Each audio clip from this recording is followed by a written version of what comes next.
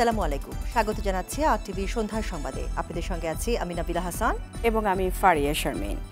চট্টগ্রামে আইনজীবী সাইফুল ইসলাম আলিফ হত্যা ও আদালত ভাঙচুরের ঘটনায় 2টি মামলা করেছে তার পরিবার। এ নিয়ে 5টি মামলায় গ্রেফতার 39 আসামি। এদিকে আলিফ হত্যার সুষ্ঠু বিচারের আশ্বাস দিয়ে ধর্ম উপদেষ্টা আফম খালিদ হোসেন জানান, ধর্মীয় সম্প্রীতি নষ্ট করতে একটি গোষ্ঠী এই হত্যা ঘটিয়েছে। ইফতেসামুল বিন গনি ও চট্টগ্রাম থেকে সাইফুল মাহমুদের তথ্যছবিতে সায়েদ মাহমুদের ডেস্ক রিপোর্ট।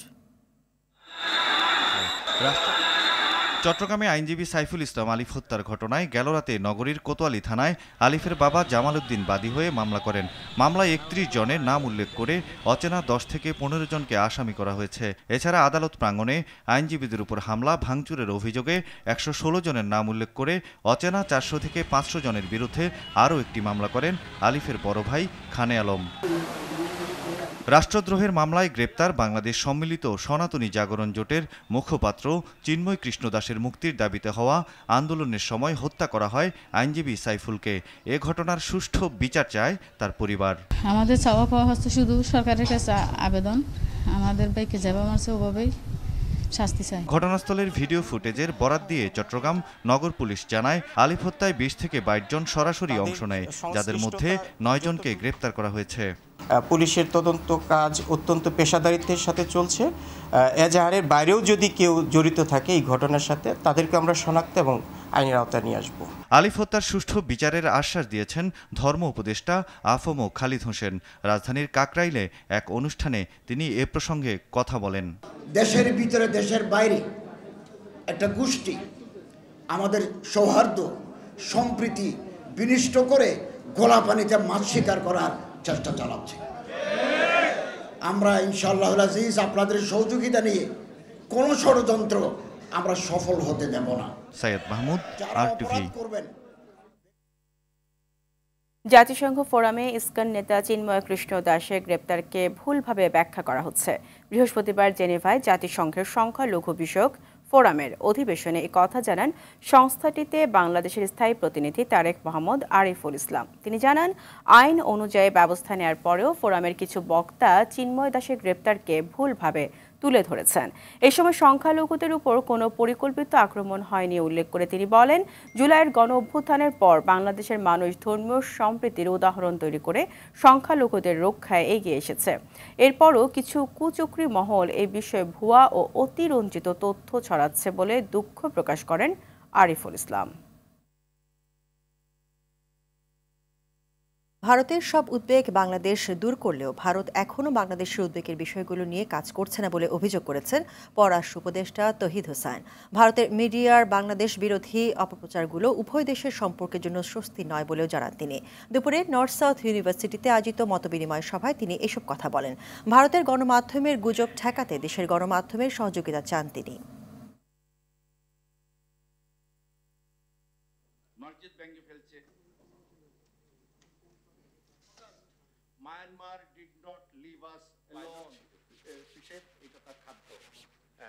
আমাদেরও কিন্তু কিছু কনসার্ন ছিল, আছে।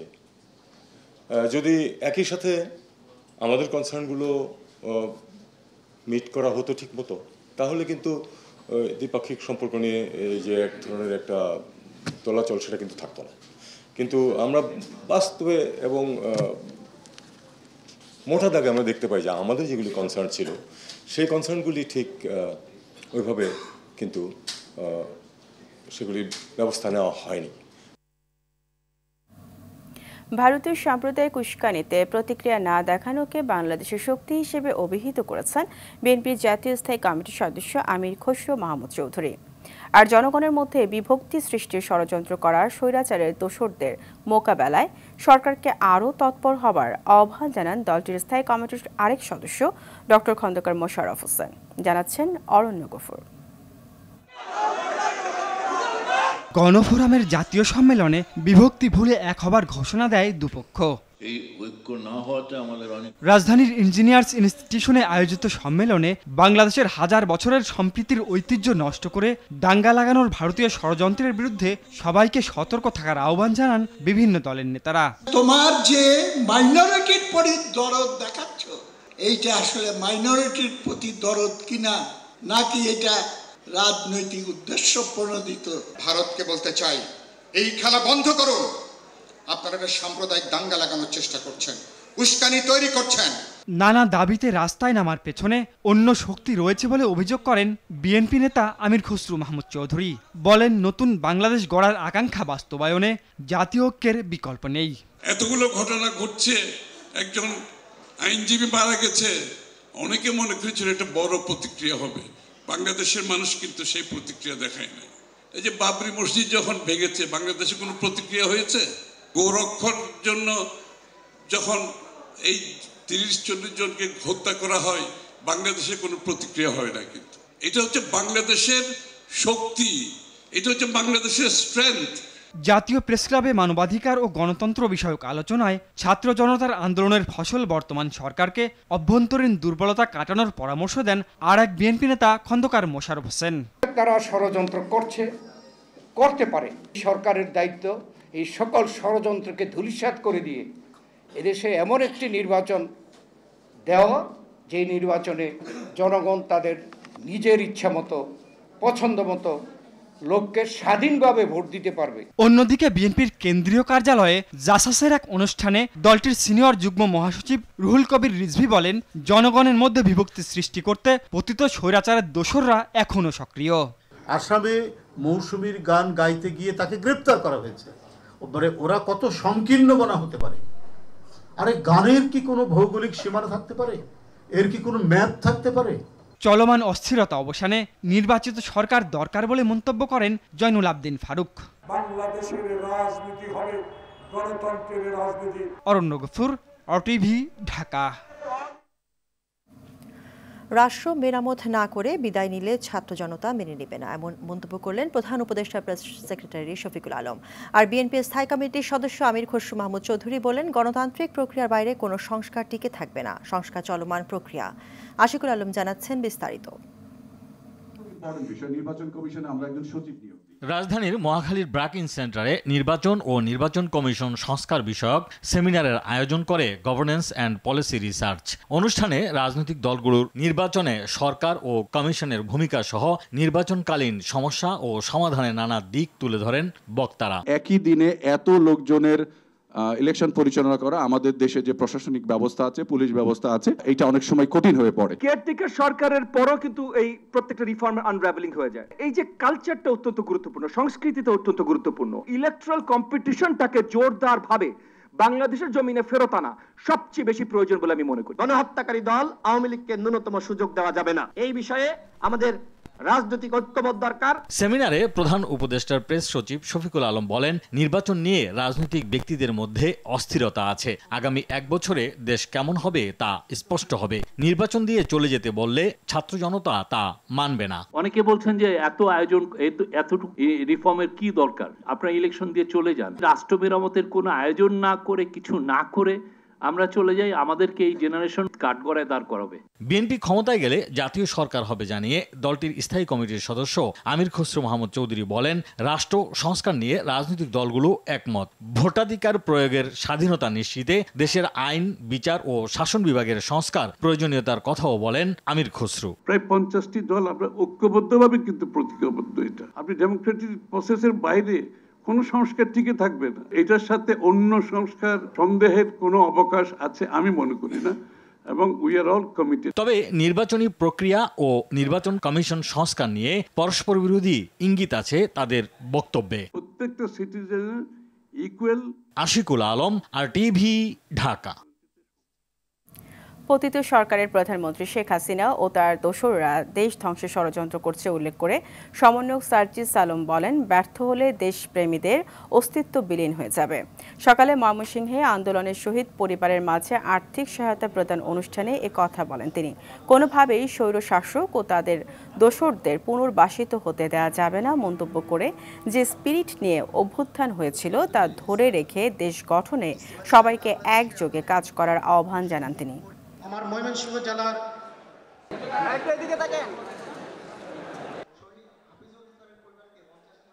খুনি হাসিনা এবং তার দোসররা সব দিক দিয়ে চেষ্টা করছে আমরা যেন সফল না হই, এবং কোনোভাবে যদি আমরা ব্যর্থ হই, আমরা যারা এখানে রয়েছি কারোরই অস্তিত্ব খুনি হাসিনা রাখবে না। ওই 5ই আগস্টের আগে যেমন এমন অনেক শহীদ পরিবার রয়েছে, ঠিকমতো দাফন করতে দেওয়া হয় নাই, বাড়িতে থাকতে দেওয়া হয় নাই, থানায় হয়রানি করা হয়েছে। আবার যদি খুনি হাসিনা দোসররা আসে, একই কাজ করা হবে। ইসলামের প্রতিপক্ষ শক্তিরা জামায়াতের নামে অপপ্রচার চালায় বলে অভিযোগ করেছেন দলটির আমির ডাক্তার শফিকুর রহমান। বিকেলে সাতক্ষীরা শহরের গণমুখী মাঠে জামায়াতের কর্মী সমাবেশে এমন অভিযোগ করেন তিনি। এই সময় শফিকুর রহমান বলেন, আগামীতে একটি সম্প্রীতির বাংলাদেশ বিনির্মাণ করতে চায়, যেখানে মানুষে মানুষে থাকবে না ভেদাভেদ, সকল ধর্ম বর্ণের মানুষ সমান সুযোগ সুবিধা ভোগ করবে। তিনি আরও বলেন, ছাত্র জনতার রক্তের বিনিময়ে স্বৈরাচার বিদায় নিয়েছে, সকলকে ঐক্যবদ্ধ থাকতে হবে যেন বাংলার মাটিতে স্বৈরাচার দাঁত বসাতে না পারে।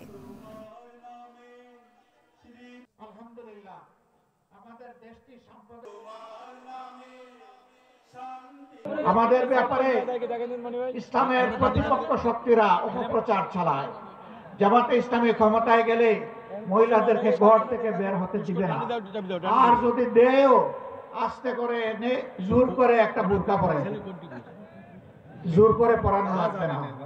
যে দেশে ইসলাম কায়েম হবে, এদেশের মানুষেরা মায়েরা আনন্দের সাথেই সেদিন তারা ইজ্জতের জন্য তাদের সম্মানের মর্যাদার পোশাক পরিধান করবেন।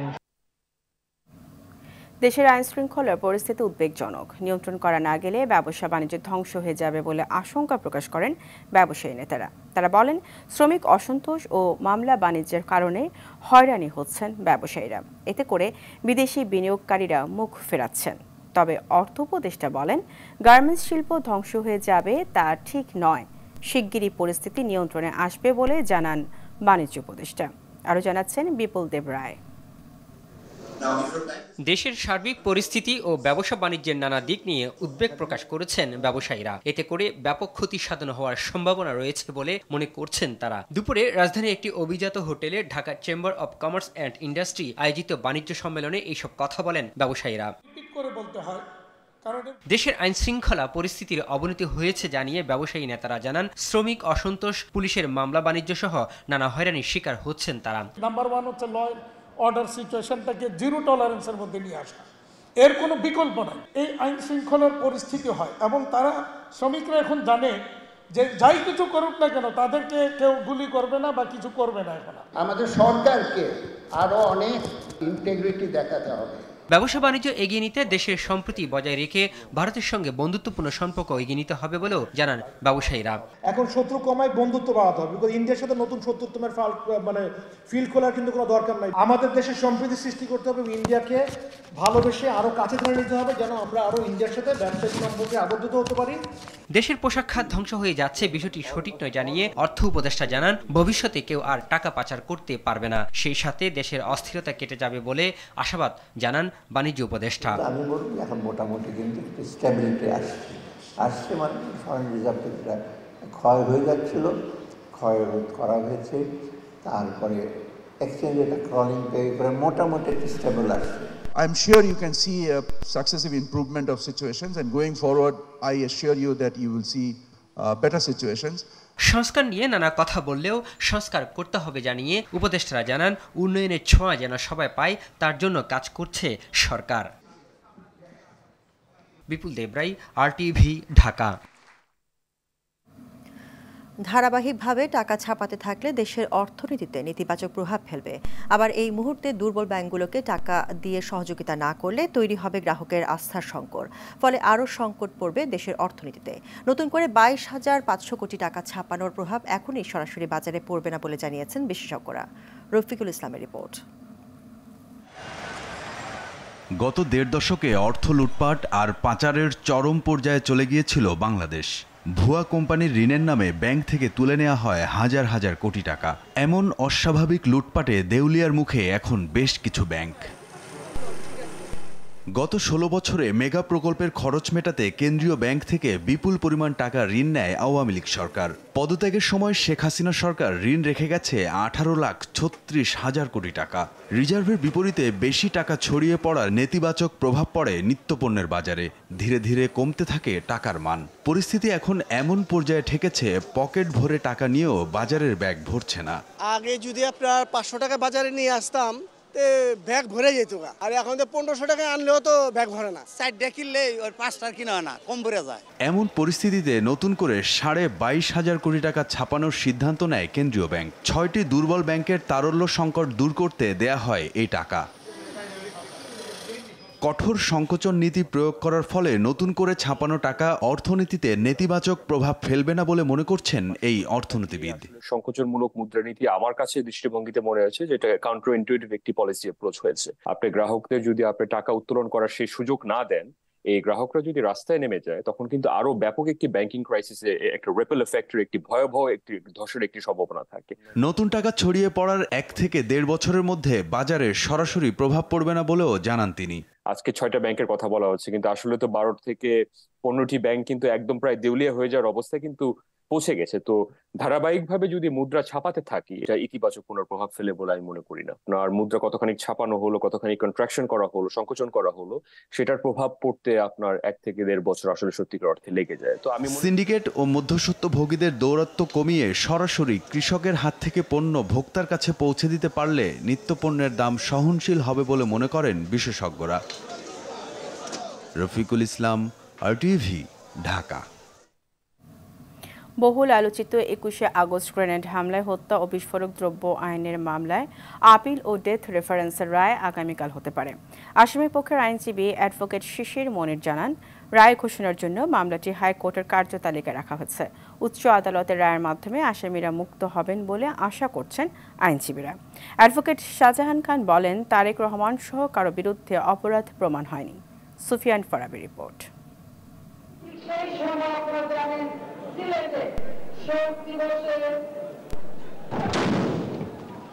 2004 সালের 21শে আগস্ট সমাবেশের স্থান পরিবর্তন করে মুক্তাঙ্গন থেকে কেন্দ্রীয় কার্যালয়ের সামনে সমাবেশ করে আওয়ামী লীগ। তৎকালীন বিরোধী দলীয় নেত্রী শেখ হাসিনার বক্তৃতা শেষ হতেই মুহুর্মুহু গ্রেনেড হামলায় নিহত হন মহিলা আওয়ামী লীগের সভানেত্রী সহ 24 নেতাকর্মী। ঘটনার পর মামলায় আসামি করা হয় জজ মিয়া সহ আরও অনেককে। 1/11 সরকারের সময় ওই মামলার পুনরায় তদন্ত শুরু হয়।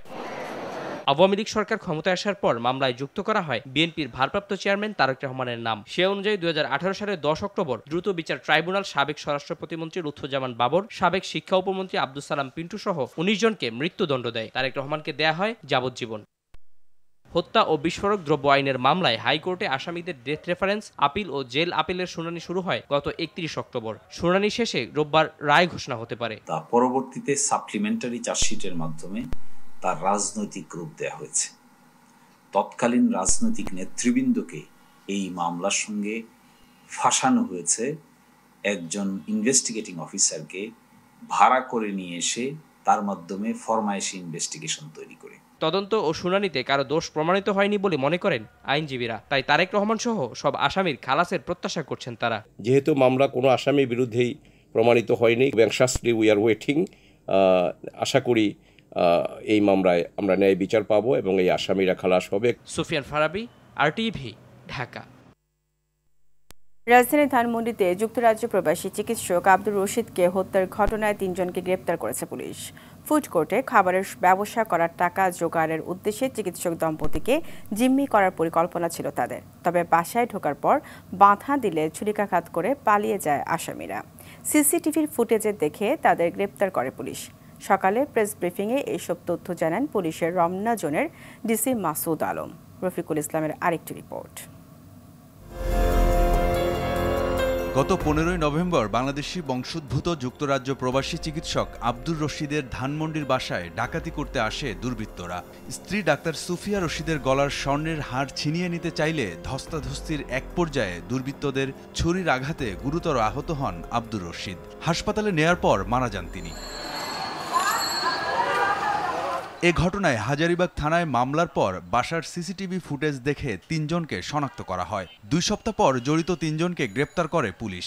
গ্রেপ্তারকৃতরা হলেন নাইম, রিফাত ও শাওন। পুলিশ জানায় আসামিদের 2 জন আব্দুর রশিদের বাসায় ভাড়াটিয়া ছিলেন। ভাড়া সংক্রান্ত বিষয়ে তাদের মধ্যে ঝামেলা চলছিল। ধস্তাধস্তি একটা পর্যায়ে নাইম যে ছিল তার কাছে চাকু ছিল, সে চাকুটা কয়েকটা জায়গায় আঘাত করে। আঘাত করার পরে যখন সে নিস্তেজ হয়ে পড়ে তখন তাড়াতাড়ি করে এর মধ্যে তো ওই মহিলা চিৎকার চেঁচামেচি করলে আশেপাশের লোকজন হয়তো জেগে যাবে, এই ভয়ে তারা দ্রুত পালিয়ে যায়। তো পরবর্তীতে আমরা আমাদের যে মেকানিজম এবং ভাড়াটিয়াদের তথ্য নিয়ে আমরা কিন্তু এটা ঘটনাটা আমরা রহস্য উদ্ঘাটন করতে পেরেছি এবং এই তিনজনই প্রাথমিকভাবে তিনজনের যে এই ঘটনার সাথে সম্পৃক্ততা, এটা সরাসরি যে সম্পৃক্ততা এটা স্বীকার করেছেন। জিম্মি করে টাকা আদায়ের উদ্দেশ্যে আসামিরা চিকিৎসক দম্পতির বাসায় যায় বলেও জানায় পুলিশ।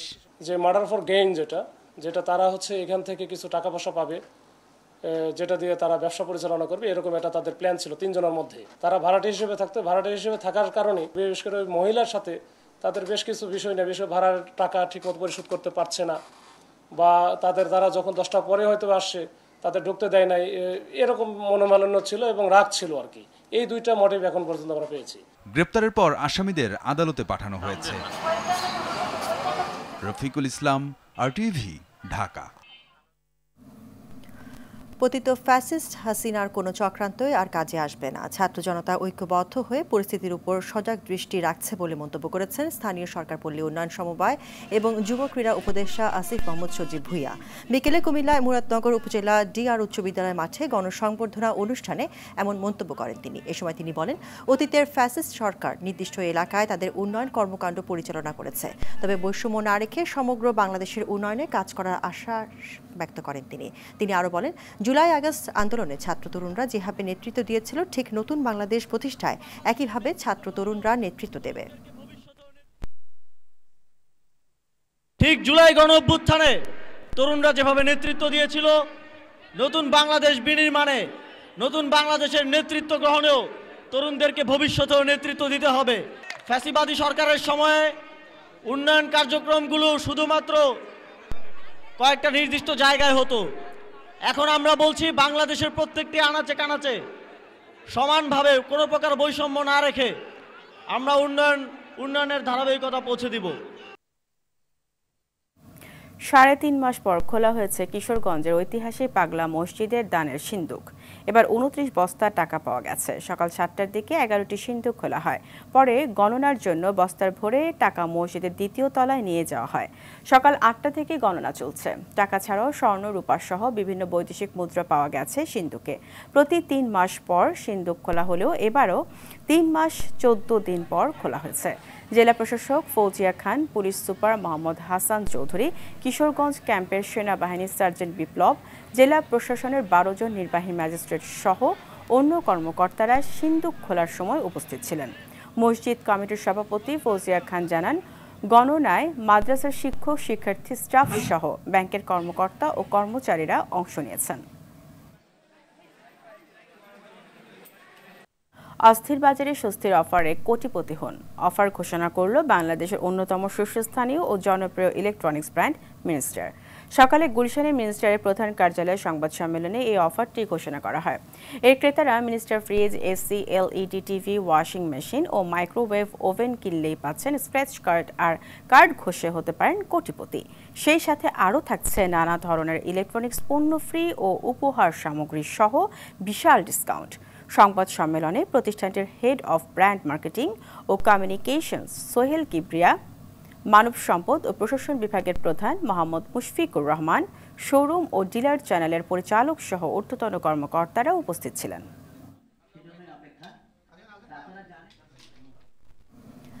মার্কেন্টাইল ব্যাংকের অ্যান্টি মানি লন্ডারিং কনফারেন্স অনুষ্ঠিত হয়েছে। রাজধানীর একটি হোটেলে এই কনফারেন্স অনুষ্ঠিত হয়। ব্যাংকের ব্যবস্থাপনা পরিচালক মতিউল হাসানের সভাপতিত্বে প্রধান অতিথি হিসেবে উপস্থিত ছিলেন বাংলাদেশ ব্যাংকের নির্বাহী পরিচালক AKM এহসান। এছাড়াও বিশেষ অতিথি হিসেবে উপস্থিত ছিলেন BFIU এর পরিচালক মোহাম্মদ মুস্তাকুর রহমান। এছাড়াও ব্যাংকের 152টি শাখার মানি লন্ডারিং প্রতিরোধ পরিপালন কর্মকর্তা ও বিভিন্ন শাখার প্রধানরা অংশগ্রহণ করেন।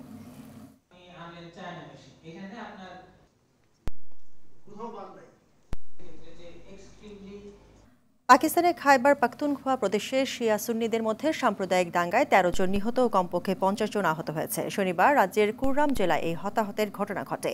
এ নিয়ে প্রদেশটিতে চলমান জাতিগত সংঘাতে প্রাণহানির সংখ্যা 124 জনে পৌঁছেছে। রাজ্যটিতে ইন্টারনেট ও মোবাইল পরিষেবা বন্ধ করা হয়েছে।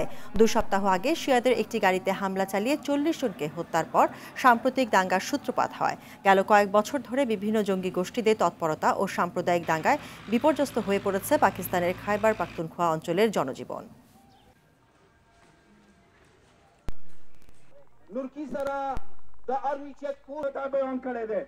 Ya balcho zimmedaru da beyan ba. Sagade dehşetgard o West ইন্ডিজের বিপক্ষে সিরিজের দ্বিতীয় ও শেষ টেস্টে আজ মাঠে নামছে বাংলাদেশ দল। কিংস্টনে ম্যাচ শুরু বাংলাদেশ সময় রাত ৯টায়। প্রথম ম্যাচে বাজেভাবে হেরে ব্যাকফুটে আছে বাংলাদেশ। দ্বিতীয় ম্যাচে ঘুরে দাঁড়ানোর মিশনে মাঠে নামবে টাইগাররা। এই ম্যাচে একাধিক পরিবর্তনের সম্ভাবনা আছে বাংলাদেশ দলে। ব্যাটিং অর্ডার শক্তিশালী করতে টপ অর্ডারে পরিবর্তন আসতে পারে। এর আগে ক্যারিবীয়দের বিপক্ষে হেড টু হেডে শেষ ৫ ম্যাচের সবকটিতে বাজেভাবে হেরেছে বাংলাদেশ। এই ম্যাচে তাই অতীতের ক্ষত মুছে ফেলতে চাইবে মিরাজের দল।